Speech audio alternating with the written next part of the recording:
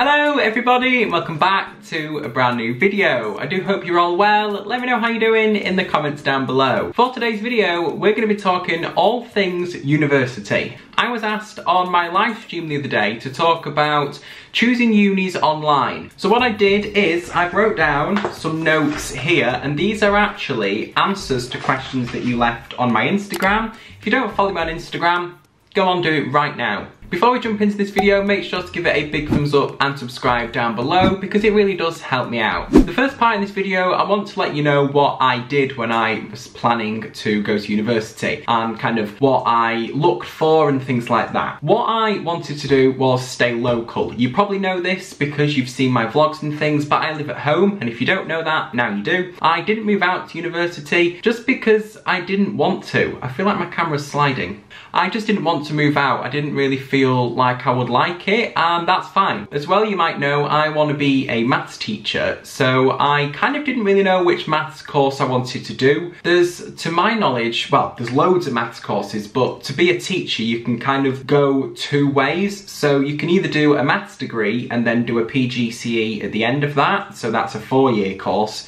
You do your maths for 3 years, then do a teaching for a year. Or, and I know not every university offers this, but they, Man Met offer this actually, that's where I looked. You can do a maths and teaching degree combined. I didn't know which one to do and I was a little bit unsure. I ended up going down just the pure maths degree route. I'm now at Manchester Uni and I do a pure maths degree just because I thought if I ever change my mind and I don't want to be a teacher, if I go with the maths and teaching combined route, I basically am kind of stuck with a teaching combined degree, which might not be the best situation if I don't want to be a teacher. So I went down the pure maths degree. You do more maths, which is a good thing, and you learn a lot more. Whereas if you do the teaching combined degree, what you do is you do lots of placements. At the minute, of course, they're not going ahead, but you do lots of placements and then learn maths and then learn kind of how to teach math. Whereas of course with just a pure maths degree, not everybody wants to be a teacher. Lots of people want to go into research and things, so you do just pure maths. Now of course, like I've already mentioned, there was no pandemic when I was looking at universities, so I did actually go and visit 3 local universities. I visited Manchester, I visited Man Met, and I visited Salford. The open days were actually quite useful. I got to speak to some of the lecturers, I got to speak to some students who went to a few talks, and you could ask some questions and things, and you just kind of get that overall feel of like, oh yes, I can see myself here. But I really used the opportunity at the open days to ask questions about the course, ask questions to students, ask questions, things that you learn. It was a good opportunity to ask them. So that brings me on to my second point is, and you probably have already done this, but make use of websites. The majority of universities, I think, if not all of them, will have a page dedicated to the subject you want to do. So if you just search the university and the subject, which I guess quite a lot of you want to do math, just search the university and maths, and on there they'll have a designated university page full of all the information about the course, from topics that you are taught, to entry requirements, to maybe lecturer pages, to how you're assessed, everything like that that is quite important when deciding about which course to do. That will be online, so really do make use of websites. Look at as many universities as you want to look at. There's kind of no limit to how many you look at. You'll notice though, the more universities you look at, the kind of similarities that there are in the universities. The majority of the entry requirements might be the same, or the way you're assessed might be the same, but it's really good. And make a little sheet or copy and paste things or screenshots and websites so that when it comes closer to you going to university and start applying, you can just ping up a Word document and see all the information that you wrote down so that you know where to apply to. Also as well, because you can't visit at the minute, make sure you have a look at emails and contact details, so when the time comes you can just again go straight to the contact details and send an email if you want. And don't be afraid to send emails right now. If you've got a question, make sure you have a look at the admissions email or maybe applicants email. There'll be some email, or even a department email will be online that you can send an email and ask a question. Entry requirements are possibly the most important thing to look at the minute when you first start looking at universities, because it gives you that mindset to have something to focus on, so you know what you're aiming for in your A-levels. The third thing is look at accommodation online. Now, I didn't look at accommodation because I didn't have any plan of moving out. I do know a fellow YouTuber, Savannah Phillips, has done a video going through lots of high-end universities, I think they are, or just UK universities, and comparing lots of accommodation, and my camera's falling. I thought it was. So because you can't visit them at the minute, that video will really help you, and Savannah does a little summary at the end as well, so that will be definitely something to look out for. So link in the description if you want to have a look at that video. Do have a think about, do you want to share accommodation? Do you want to go into halls? Do you want to go into a house? I think the majority of first years go into a hall accommodation, and then when you've made friends you go into a house. Doesn't always happen, but that can happen. And do you want to share? Do you want a bathroom? Do you want to share a bathroom? Things like that I didn't even think about, and I've only just kind of learnt about it while at university, even though I haven't left my house, but you know what I mean. My friends live at university, so they I think they share a bathroom or they share a kitchen. So yeah, it's things to think about like that. And of course it's hard because you can't visit university to actually look at accommodation, so do look online. Universities will have different campus pages, and you can go have a look, different types of universities, and of course check out Savannah's video as well. Number 4 is get in contact with universities, and I've mentioned this already, but get a page with lots of contact details on there and ask as many questions as you like. Don't be worried about asking questions, don't feel like you'll be silly asking questions, because you won't. You can ask as many as you like, get as many answers as you need. Tip number 5 is to get involved with virtual events and activities. There might be some stuff coming up, you never know, or have a look in the calendar to when things are coming up so that you know if you're going to be available. Some stuff might be online, hopefully everything by then might be alright, you might be able to visit, I really don't know, but do get involved with as many events as possible. Are there any virtual campus tours? Can you look at maps online? You might have also like meet lecturers videos and things that are online, so definitely use those. And don't worry if you sign up to lots but don't attend lots, it really doesn't matter. And if you sign up to something, you join it and you think it's not very useful or that you don't enjoy it, don't be afraid to leave. It's just all about finding as much information as you possibly can do. Tip number 6 is about personal statements. Now I don't really have much to say apart from if you're wanting to think about your personal statement or you're writing it right now. If you're doing a maths degree, I have a video all about how I wrote my personal statement. I'll leave it up here. I'm not just pointing up there for no reason. And I basically take you through paragraph by paragraph what I wrote, why I wrote it, and things like that. I do have a question which I might as well put in the video right here.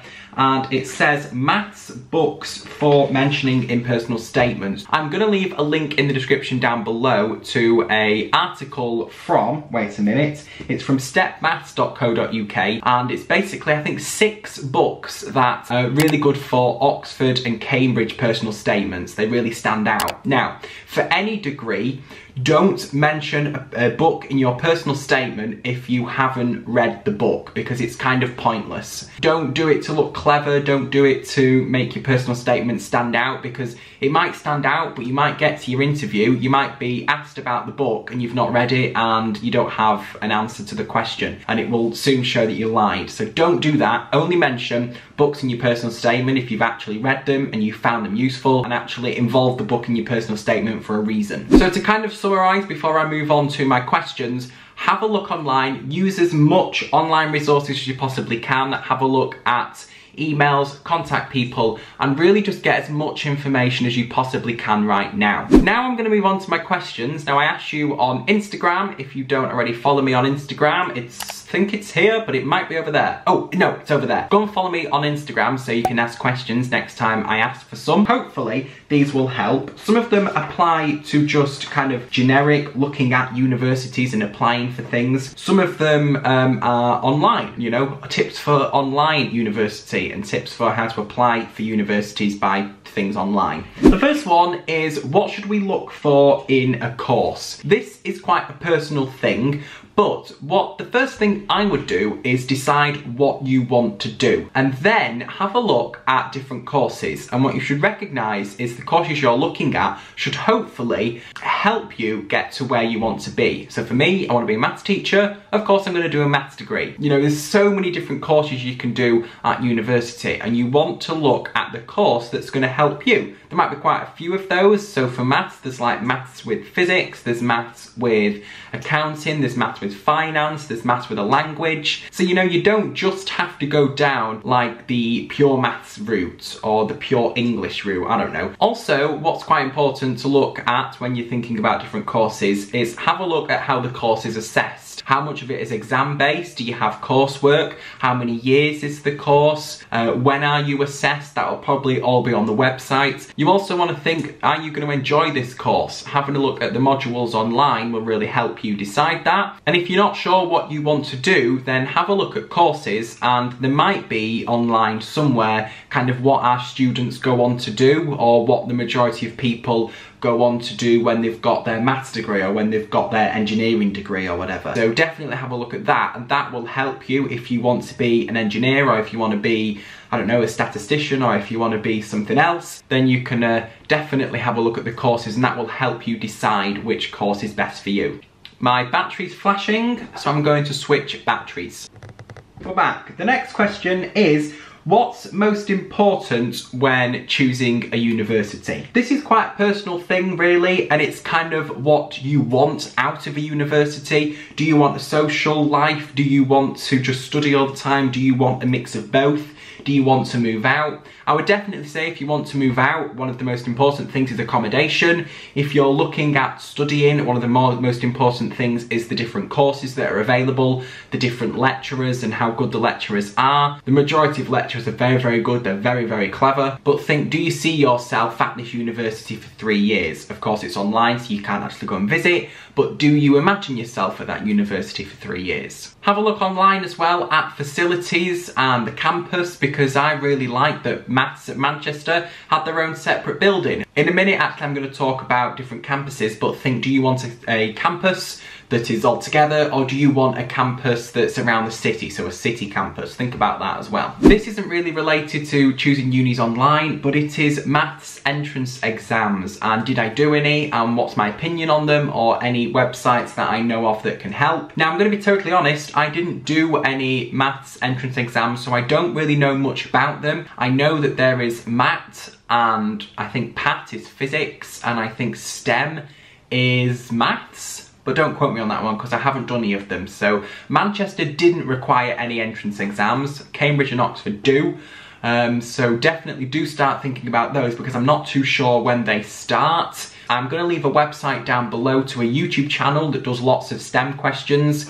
And you've got to be aware that STEM and MAT and PAT and all those entrance exams, they're not looking for the answer. They're looking at kind of your understanding of the question and the method that you use and you're working out. So yes, revise lots of the questions, get used to that style of questions, and they're really quite different style of questions. If you've ever done the Junior Maths Challenge or the Senior Maths Challenge, which I did when I was at college, and I hated it, I thought it was awful, because the questions were just so different to anything I've ever seen before, and my brain just doesn't work like that. If you have done those before, it's that kind of question. So it's not really about getting the answer, it's more about getting the method, and can you apply different methods to this question, and can you actually get something down on the piece of paper, basically. The next question is, does it matter whether the university is in the Russell group or not? Now, personally, again, I don't think it matters, to be totally honest. The majority of universities that you're going to apply to will probably be. I've got a big list of them that I'll read out in a minute. Manchester is a Russell Group university, which is good that it is. I quite like that it is, but I don't think it really is going to impact university if it's not a Russell Group university. They're looked at a little bit better, I guess. The majority of universities that you're probably going to apply to will be a Russell Group university. So I've got them written down here. Let me read them out. Here are the Russell Group universities: Birmingham, Bristol, Cambridge, Cardiff, Durham, Edinburgh, Exeter, Glasgow, Imperial College, King's College, Leeds, Liverpool, LSE, Manchester, Newcastle, Nottingham, Oxford, Queen Mary University of London, Queen's Belfast, oh, I've just got stuck. Sheffield, couldn't read my writing there. Southampton, Uni College, London, Warwick and York. So to some people it's a really big thing, to others, but it's not something to worry about completely. Next question is, city or campus university? Which is best? Is it better to go to a smaller or larger university? I can't really answer this question for you. I can answer it for me, and to be honest, I didn't really have a preference. It wasn't something that I looked at. You might not want to go to a city university because you might have to travel to different areas of the campus, or think about, do you want a little kind of school feel to the university? Do you like everything being in one place, or do you like the busyness of a city? And the final question of this video is, should we go to universities that have a range of entry requirements? I think this is quite a good idea so that you've got that kind of backup if you don't get the requirements for, let's say, 3A stars or 2A stars. If you are doing further maths, they usually offer you a lower grade entry requirements. For me anyway, when I was applying to Manchester, it was A star AA, and then if you were doing further maths, it was just 3As, so that was quite useful to know. However, maths, like I said, is usually A star AA or 3As. And I think that's all my questions. There was also some other questions like what's my birthday, but that has nothing to do with University Online. That's all I've got for today's video. If you did enjoy, please make sure to give it a big thumbs up and subscribe down below. I do hope you found this video helpful. I tried to give out all my knowledge and all my advice and my personal views on what I did when I applied to university, so I do hope you found it helpful. And yeah, that's all I've got to say. Thank you so much for watching this video, and I will see you very, very soon with a brand new video. Bye!